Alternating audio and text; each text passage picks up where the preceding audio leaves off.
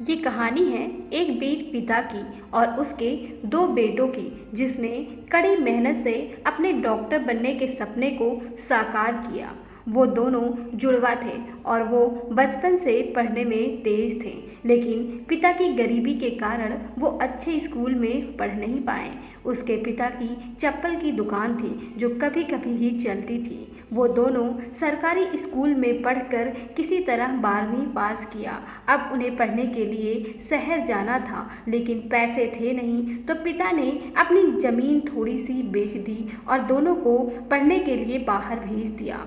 उन दोनों ने पूरी मेहनत से पढ़ाई करी पूरे साल, और एग्ज़ाम के दिन दोनों एग्ज़ाम दे के आते हैं और जब वो पेपर मिलाते हैं तो उनके नंबर 200 ही आते हैं 720 में से। वो ये बात अपने पिता को बताते हैं। पिता ने उन दोनों का हौसला बढ़ाते हुए बोले, कोई बात नहीं, इस बार नहीं होगा, अगली बार होगा, तुम दोनों परेशान ना हो। वो दोनों फिर कड़ी मेहनत करते हैं और वो अगले 7 साल तक सिर्फ 550 नंबर पर ही अटके रहे।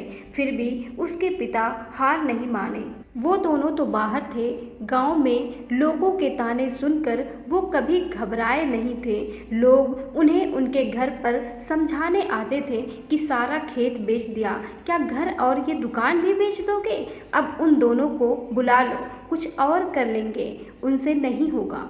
वो दोनों घूमते होंगे वहाँ और तुम यहाँ पेट काट कर उनको पैसे दे रहे। ये सब अपने बेटों के प्रति सुनकर भी उसके पिता बस इतना कहते, मैं तब तक दूंगा जब तक वो दोनों हार नहीं मान जाते, चाहे मैं रोड पर ही क्यों ना आ जाऊं। सच में ऐसे पिता के लिए कोई शब्द नहीं है। दोनों भाई अपने फेलियर को देखकर उनके मन में हमेशा आता था कि उनसे नहीं होगा, लेकिन अपने पिता के जज्बे को देखकर वो उनसे कुछ कह नहीं पाते थे। एक दिन बड़े भाई ने कहा, पापा, लगता है हमारी किस्मत में नहीं है तो हम छोड़ देते हैं, गांव में आकर कुछ और कर लेंगे, क्योंकि अब आप पैसा कहाँ से दोगे और अब आपको कितना परेशान करेंगे। उसके पिता बोलते हैं, तुम ये मत सोचो हम कहाँ से देंगे, हम तब तक देंगे जब तक हमारे शरीर में जान है। बेटा अब 20 से भी आगे निकल गए हो, बस किनारा ही बाकी है, घबराओ मत, बस एक बार और लड़ो।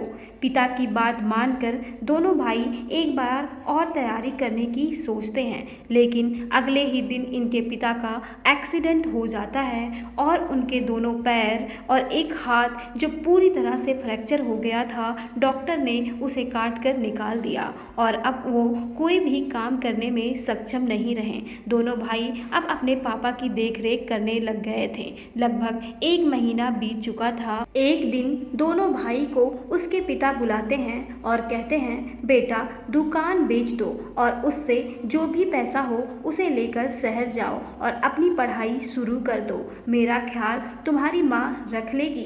दोनों भाई कई बार मना करते हैं, लेकिन वो फिर जाने को तैयार हो जाते हैं। अब वो तैयारी स्टार्ट करते हैं। उनके पास कम से कम पैसे थे, वो सिर्फ एक टाइम खाना खाते थे और दिन भर पढ़ाई करते थे और रात में पानी पीकर सो जाते थे।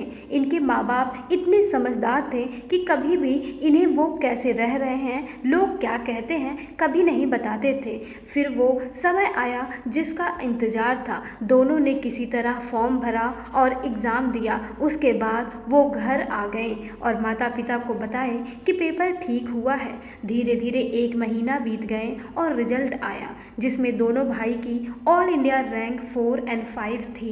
वो दोनों धीरे से आकर अपने माँ बापा को बताएं। उधर पूरे गांव में खबर फैल गई। जो लोग कहते थे कि उनसे नहीं होगा, घर बुला लो, वही लोग कह रहे थे, हमें पता था बेटा तुम दोनों जरूर एक दिन कुछ बड़ा करोगे। तो दोस्तों, समाज ऐसा ही है, आपके संघर्ष को नहीं देखता बल्कि आपके रिजल्ट को देखता है। तो आप कभी भी उसकी बात ना सुने, बस अपने माता पिता पर विश्वास रखें। जैसे दोनों भाई ने 8वीं बार में अपने डॉक्टर बनने का सपना साकार किया, वैसे आप भी कर लोगे। बस ज़रूरत है संयम बनाए रखने की और कड़ी मेहनत की। ऐसे कई बच्चे हैं जिनका सिलेक्शन कुछ नंबर से रुक जाता है या फिर इस साल नहीं होता है, तो उन्हें घबराना नहीं चाहिए, ना ही कुछ ऐसे कदम उठाने चाहिए जो बिल्कुल गलत है। इसमें आप ये ना सोचें कि आपके माता पिता क्या कहेंगे, लोग क्या कहेंगे, होगा या नहीं होगा। लोगों को इससे बिल्कुल फ़र्क नहीं पड़ता। और रही बात आपके माँ बाप की, तो कभी भी आपको कुछ नहीं कहेंगे, बजाय आपको सपोर्ट करने की। वो तो आप ही इतना ज़्यादा सोच लेते हो। एक दिन आपका सिलेक्शन जरूर होगा, विश्वास करो, घबराओ मत। वो तभी होता है दोस्तों जब आपका समय आता है। तब तक आप कड़ी मेहनत और संयम बनाए रखें। Best of luck to all the NEET aspirant. जरूर आपका सिलेक्शन होगा, चिंता ना करें, अच्छे से पेपर दें।